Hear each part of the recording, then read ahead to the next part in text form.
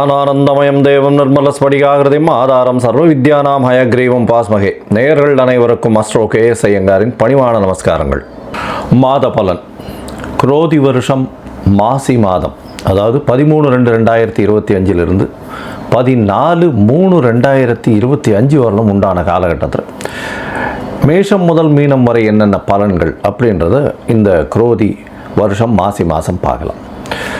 இப்போ இந்த மாத பலனில் முதல்ல நம்ம இந்த மாதத்தினுடைய கோள் சாரம் என்ன அப்படின்றத பார்ப்போம். இந்த மாதத்தில் வரக்கூடிய விசேஷ நாட்கள் என்ன அப்படின்றத பார்ப்போம். அதற்கு பிறகு மாதத்தினுடைய ஒரு ராசிக்கான பலன் என்னன்றதை பார்க்கலாம். இந்த மாதத்தினுடைய கோள் சாரம் அப்படின்னு எடுத்தோமேயான ரிஷபராசியில் குரு வக்ர நிவர்த்தி ஆயிடுறார். இந்த மாதம் அதாவது தை 29ஆம் தேதி வக்ர நிவர்த்தி ஆயிடுறார். அதுவும் தனியாக ஒரு வீடியோ போட்டிருக்கேன், பாருங்கள்.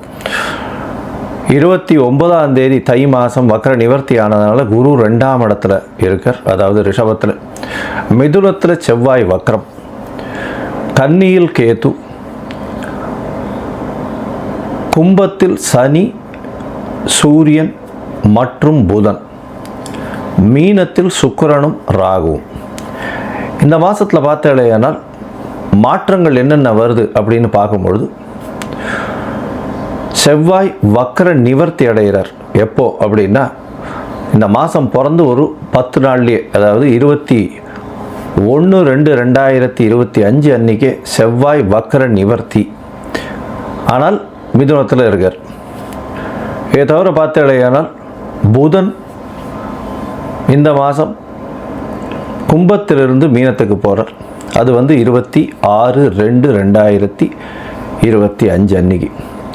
அதற்கு பிறகு பார்த்தாலேயானால் 4/3/2025 அன்னைக்கு சுக்கிரன் வக்ரகதி அடைகிறார் மீனத்திலேயே. புதன் 9ஆம் தேதி அன்னைக்கு 9/3/2025 அன்னைக்கு வக்ரகதி அடைகிறார், அதுவும் மீனத்தில். இப்போது இந்த மாதத்தினுடைய கோள்சாரம் இது. பொதுவாகவே நம்ம மாத கிரகங்கள்னு சொல்லக்கூடியது சூரியன், செவ்வாய், புதன் மற்றும் சுக்கிரன், இந்த 4 கிரகங்களுடைய மாற்றத்தை வச்சு பேசுவோம். அதுவும் நம்ம சௌரமான மாதங்கள் அப்படின்ற ஒரு பட்சத்தை எடுத்து நம்ம பண்ணுறோம். இது சூரியன் ஒரு ராசியிலிருந்து அடுத்த ராசிக்கு செல்லும் பொழுது அதனுடைய மாற்றங்களை வைத்தே அதனுடைய அந்த சூரியனுடைய மாற்றத்தை வச்சே அந்த மாதத்தினுடைய பெயர், அதாவது கும்ப மாதம் அப்படின்னு பேர் வைக்கிறதுக்கு காரணமே மாசி மாதத்துக்கு கும்பத்தில் சூரியன் போகிறதுனால தான்.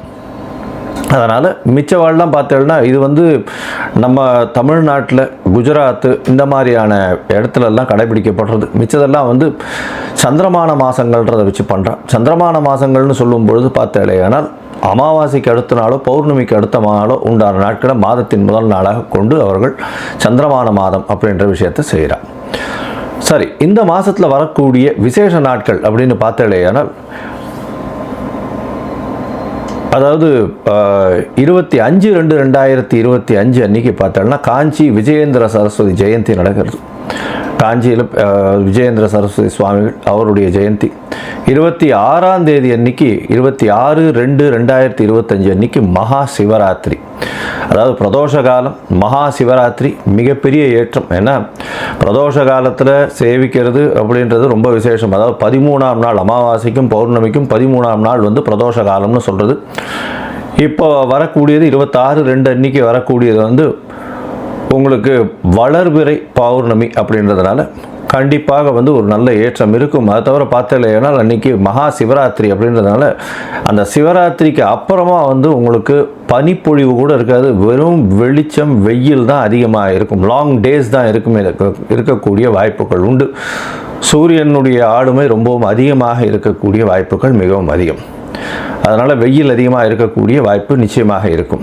இந்த மாதத்தில் பார்த்தோம்னா 28/2/2025 அன்றைக்கி மாசி அமாவாசை.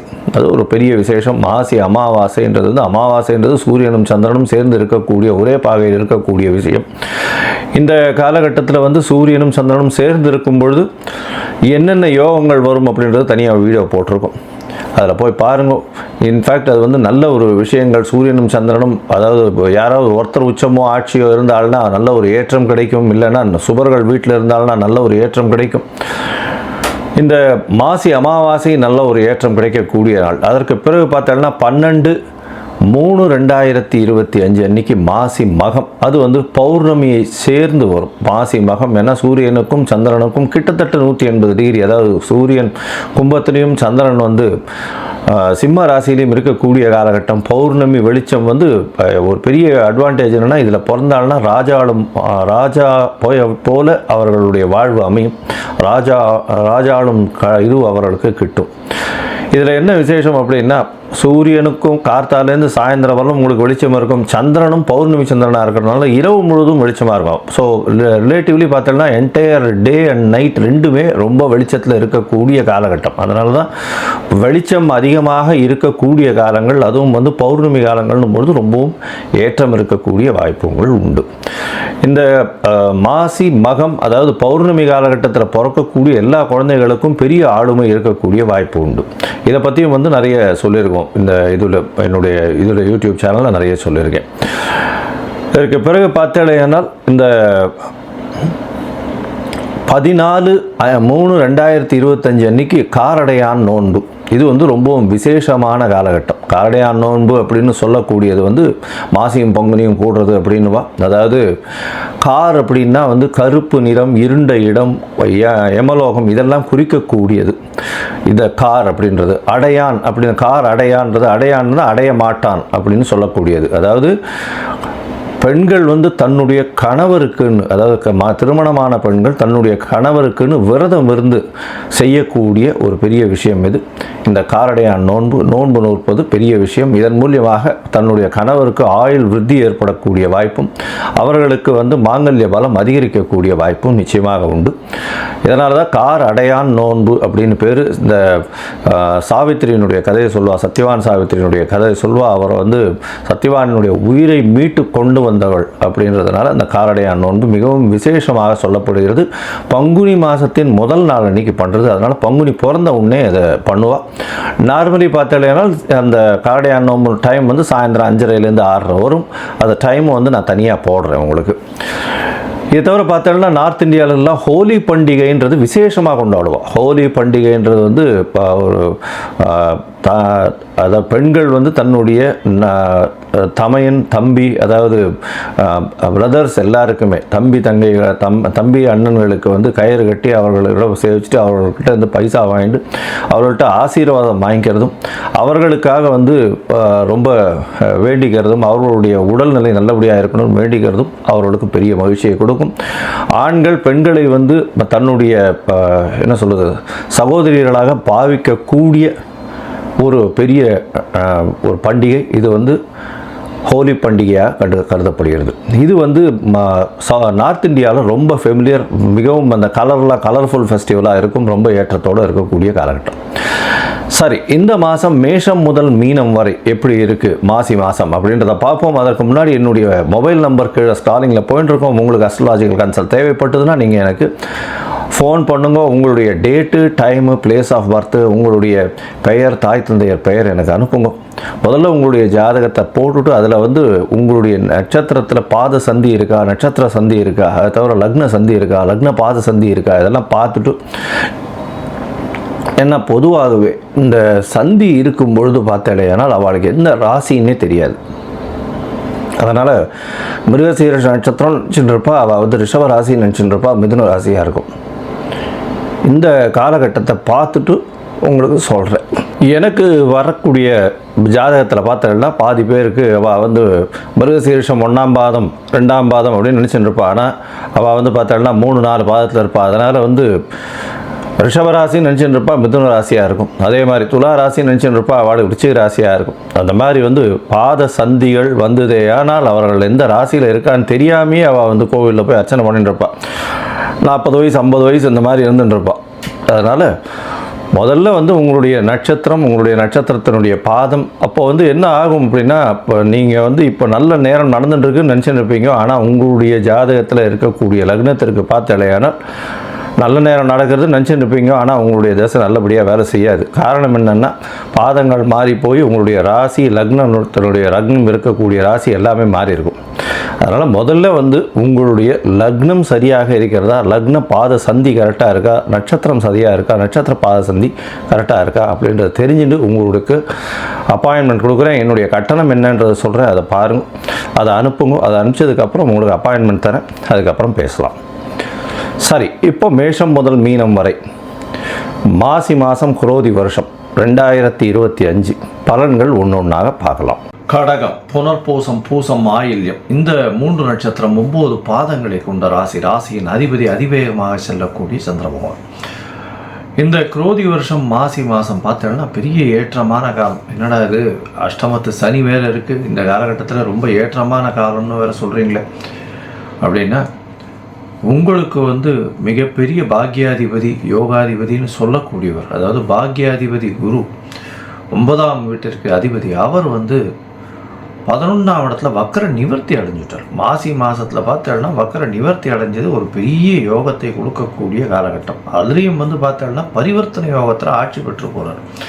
இந்த காலகட்டத்தில் பார்த்தோன்னா உங்களுக்கு எடுத்த காரியங்களில் வெற்றி, வெளிநாடு பிரயாணம் மேற்கொள்ளக்கூடிய வாய்ப்பு உண்டு. படிக்கக்கூடிய குழந்தைகளுக்கு வெளிநாடு போய் படிக்கக்கூடிய வாய்ப்புகள் நிச்சயமாக இருக்கும். மேல் படிப்பு தொடரக்கூடிய வாய்ப்புகள் நிச்சயமாக உண்டு.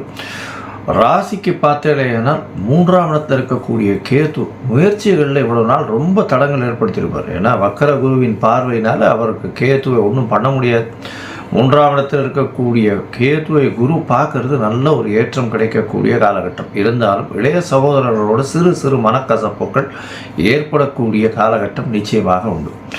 உங்களுடைய ராசிக்கு பார்த்தோன்னா பொதுவாகவே இந்த மாத கிரகங்கள்னு சொல்லக்கூடிய சூரியன், செவ்வாய், புதன் மற்றும் சுக்கிரன் இந்த மாற்றங்களை வச்சு தான் மாதத்தினுடைய பலன்களை சொல்லும்.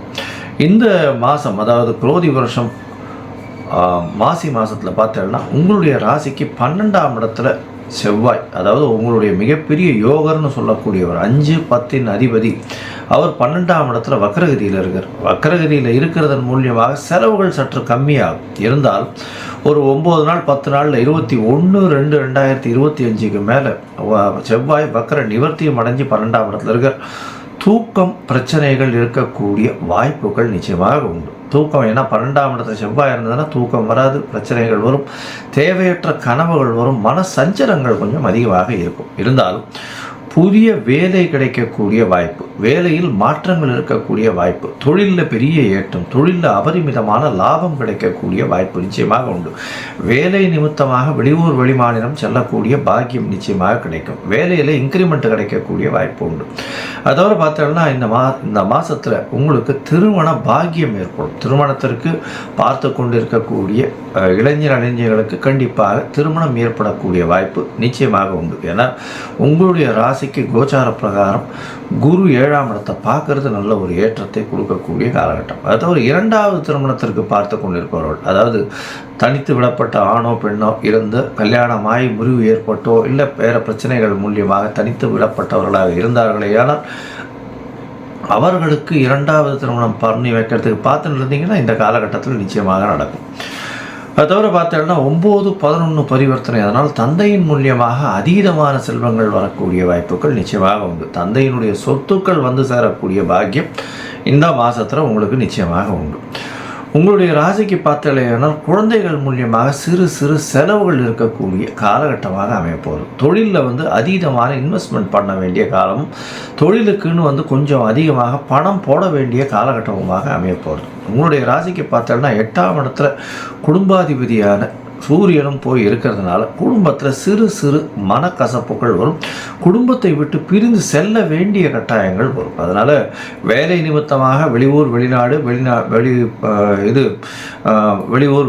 வெளி மாநிலம் அதெல்லாம் போகக்கூடிய வாய்ப்புகள் நிச்சயமாக இருக்கக்கூடிய காலகட்டமாக அமைப்போம். இந்த காலகட்டத்தில் பார்த்தீங்கன்னா உங்களுடைய ராசிக்கு 8ஆம் இடத்துல இருக்கக்கூடிய புதன் அவர் 9ஆம் இடத்துல போகிறார். உங்களுடைய ராசிக்கு 12/3க்கு அதிபதி. அதனால் வந்து எழுத்து பணியில் இருக்கிறவர்களுக்கெல்லாம் நல்ல ஒரு யோகமான காலமாக இருக்கும். வெளிநாடு போய் வரக்கூடிய வாய்ப்புகள் நிச்சயமாக உண்டு. போட்டித் தேர்வு எழுதுபவர்களுக்கு நல்ல ஒரு ஏற்றமான காலகட்டமாக அமையப்போகிறது. இந்த மாதம் பார்த்தோன்னா உங்களுடைய ராசிக்கு 2ஆம் அதிபதி அப்படின்னு குடும்பாதிபதினு சொல்லக்கூடிய சூரியன் சனியோடு சேர்ந்திருக்கிறதுனால சிறு சிறு பிரச்சனைகள் கணவன் மனைவிக்குள்ளே வரக்கூடிய வாய்ப்புகள் நிச்சயமாக உண்டு. பேச்சில் ரொம்ப ஜாகிரதையாக இருக்கிறது நல்லது. அது தவிர பார்த்தீங்கன்னா பண வரவிற்கு பஞ்சம் இருக்காது. இருந்தாலும் பேச்சில் கணவன் மனைவிக்குள்ள சற்று பின்னடைவு இருக்கக்கூடிய வாய்ப்புகள் நிச்சயமாக இருக்கும். இந்த காலகட்டத்தில் பார்த்தீங்கன்னா உங்களுக்கு நல்ல ஒரு ஏற்றம் கிடைக்கும். முயற்சிகள் எல்லாமே வெற்றியடையக்கூடிய காலகட்டம். இருந்தாலும் சில நாட்கள் உங்களுடைய முயற்சிகளை தள்ளி போடுவது நல்லதுன்னு சொல்கிறோம். அந்த சில நாட்கள் எது அப்படின்னா சந்திராஷ்டம நாட்கள்னு சொல்கிறோம். சந்திரன் உங்களுடைய ராசிநாதன், அவரே மனோகாரகனாக இருக்கிறவர். அவர் மனோகாரகர் மறைந்து இருக்கக்கூடிய காலகட்டத்தில் சந்திராஷ்டம காலம்னு சொல்கிறோம். புதுசாக முயற்சிகள் எதுவும் வேண்டாம், வெளியூர் வெளிமாநில பிரயாணம் வேண்டாம்னு சொல்கிறோம். ஒருவேளை பண்ண வேண்டிய காலகட்டாயம் இருந்ததே, ஆனால் சந்திரனுக்கு உண்டான எளிய பரிகாரம் செஞ்சுட்டு பண்ணுறதன் மூலியமாக சந்திராஷ்டமத்தின் தாக்கம் நிச்சயமாக குறையும். இதை தவிர பார்த்தாலேயானால் இந்த மாதம், அதாவது இந்த மாசி மாதத்தில் இந்த எழுத்து பணியில் இருக்கிறவங்க, அதிவேகமாக செல்லக்கூடிய இந்த டிரைவர்ஸு, அதை தவிர ஓட்டுநர்கள், நடத்துனர்கள், அதை தவிர வண்டி வாகனம் ஓட்டுறவங்க, சாப்பாடு எடுத்துகிட்டு போய் கேரியர்ஸ், அதாவது இந்த ஃபுட்டு கேரியர் கொண்டு போய் கொடுக்குறாங்களே இந்த ஸ்விக்கி, இந்த மாதிரியான விஷயங்கள், சர்வீஸ் இண்டஸ்ட்ரியில் இருக்கிறவங்க, அது தவிர நீர் சம்பந்தப்பட்ட துறையில் இருக்கிறவங்க, அது தவிர இந்த கூல்ட்ரிங்க்ஸ் இதெல்லாம் எடுத்து கொண்டு போய் கொடுத்துட்டு வர்றவங்க, அது தவிர இந்த எளிதில் அழுகும் பொருட்கள்னு சொல்லக்கூடிய பால் மற்றும் காய்கறி, இந்த மாதிரியான விஷயங்கள் வியாபாரம் பண்ணுறவங்க, இவங்களுக்கெல்லாம் நல்ல ஒரு ஏற்றம் கிடைக்கக்கூடிய காலகட்டமாக அமையப்போகுது. அது தவிர பார்த்தாலேனா இந்த அழகு சாதன பொருட்கள் விற்கிறவங்க, இந்த பியூட்டிஷியன்ஸ், இவங்களுக்கு திடீர் யோகம் வரக்கூடிய காலகட்டமாக அமையப்போகுது. இந்த மாதம் உங்களுடைய ராசிக்கு சந்திராஷ்டம காலம்னு சொல்லக்கூடியது, அதாவது பொதுவாகவே இந்த சந்திர பகவான் 8ஆம் இடத்தில் மறைந்திருக்கக்கூடிய காலகட்டத்தை சந்திராஷ்டமம்னு சொல்கிறோம். சந்திராஷ்டம காலகட்டத்தில் மதிகாரகனான சந்திர பகவான் மறைஞ்சிருக்கிறதுனால புதிய முயற்சி வேண்டாம், வெளியூர் வெளிமாநில பிரயாணம் வேண்டாம்னு சொல்கிறோம். ஒருவேளை நீங்கள் பண்ண வேண்டிய கட்டாயத்தில் இருந்தால் சந்திர பகவானுக்கு உண்டான எளிய பரிகாரத்தை பண்ணிட்டு பண்ணுறது ரொம்ப நல்லது. சந்திரனுக்கு ஒரு எளிய பரிகாரம்னு சொல்லக்கூடியது அருகில் இருக்கக்கூடிய விநாயகருக்கு ஒரு 10 குடம் தண்ணி கொண்டு போய் கொடுங்க. அவர்களை அபிஷேகம் பண்ணுறதுக்கு அது ஒரு நல்ல ஏற்றத்தையும் மாற்றத்தையும் உங்களுக்கு கொடுக்கும். இந்த மாதம் பார்த்தீங்களேனால் நீங்கள் திருநெல்வேலியில் இருக்கக்கூடிய நெல்லையப்பர் கோவிலுக்கு போயிட்டு வாங்க. நெல்லையப்பர் காந்திமதியை சேவிச்சுட்டு வாங்க. நல்ல ஒரு ஏற்றம் கிடைக்கக்கூடிய காலகட்டமாக இருக்கும். மொத்தத்தில் பார்த்தாலேனா இந்த கடகராசிக்காரர்களுக்கு உடல் நிலையில் ஏற்றம் இருக்கக்கூடிய காலகட்டம். தொழிலில் அபரிமிதமான மாற்றங்கள் வரும். தொழிலில் பெரிய பண லாபங்கள் கிடைக்கக்கூடிய காலகட்டம். திருமண பாக்கியம் ஏற்படக்கூடிய காலகட்டம். திருமணத்திற்கு நிச்சயமாக வாய்ப்புகள் மிகவும் அதிகம். குழந்தை பிராப்தி ஏற்படக்கூடிய பாக்கியம் நிச்சயமாக உண்டு. முயற்சிகள் எல்லாமே வெற்றி பெறக்கூடிய வாய்ப்புகள் நிச்சயமாக இருக்கும். தந்தையின் சொத்துக்கள் வரக்கூடிய வாய்ப்புகள் நிச்சயமாக உண்டு. எது எடுத்தாலும் வெற்றி பெறக்கூடிய வாய்ப்புகள் உண்டு. சற்று தூக்கம் களையக்கூடிய வாய்ப்பும், உடல் நலத்தில் சற்று பின்னடைவு இருக்கக்கூடிய வாய்ப்பும், தாயின் உடல்நிலையில் நல்ல ஒரு ஏற்றம் இருக்கக்கூடிய வாய்ப்புகளும், தந்தையின் உடல்நிலையில் சற்று பின்னடைவு இருக்கக்கூடிய காலகட்டமாக இந்த மாதம் அமைய போகிறது. இந்த மாதத்தில் இந்த கடகராசிக்காரர்கள் நல்ல ஒரு ஏற்றமும் புதிய வேலை கிடைத்தும் நல்லபடியாக இருக்கக்கூடிய காலகட்டமாக அமையும்.